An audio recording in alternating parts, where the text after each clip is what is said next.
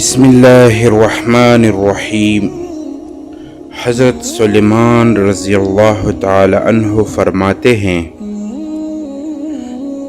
کہ ہم لوگ حضور صلی اللہ علیہ وآلہ وسلم کے ارد گرد بیٹھے ہوئے تھے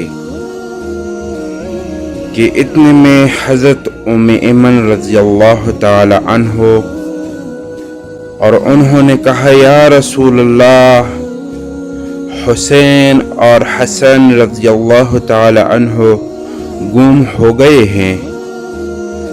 اس وقت دن چڑھ چکا تھا۔ حضور صلی اللہ علیہ وآلہ وسلم نے صحابہ سے فرمایا، اٹھو اور میرے دونوں بیٹوں کو تلاش کرو۔ چنانچہ ہر آدمی نے اپنا راستہ لیا اور چل پڑا۔ میں حضور صلی اللہ علیہ وآلہ وسلم کا راستہ لے کر چل پڑا۔ حضور صلی اللہ علیہ وآلہ وسلم چلتے رہے،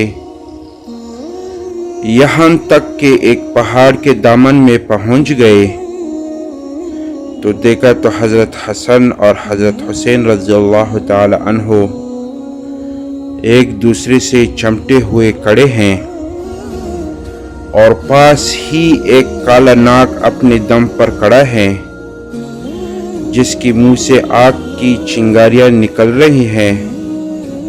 غالباً اللہ نے ناگ بھیجا تھا بچوں کو آگے جانے سے روکے۔ حضور صلی اللہ علیہ وآلہ وسلم جلدی سے ناگ کی طرف بڑھے۔ اس ناگ نے حضور صلی اللہ علیہ وآلہ وسلم کو موڑ کر دیکھا اور چل پڑا، ایک سوراخ میں داخل ہو گیا۔ پھر حضور صلی اللہ علیہ وآلہ وسلم نے ان دونوں کے پاس گئے اور دونوں کو ایک دوسرے سے جدا کیا اور دونوں کے چہرے پر ہاتھ پھیرا اور فرمایا، میرے ماں باپ تم دونوں پر قربان ہو، تم دونوں اللہ کے ہاں کتنے قابل احترام ہو۔ پھر ایک کو دائیں کندھے پر اور دوسرے کو بائیں کندھے پر بٹھا لیا۔ میں نے کہا، تم دونوں کو خوشخبری ہو کہ تمہاری سواری بہت ہی عمدہ ہے۔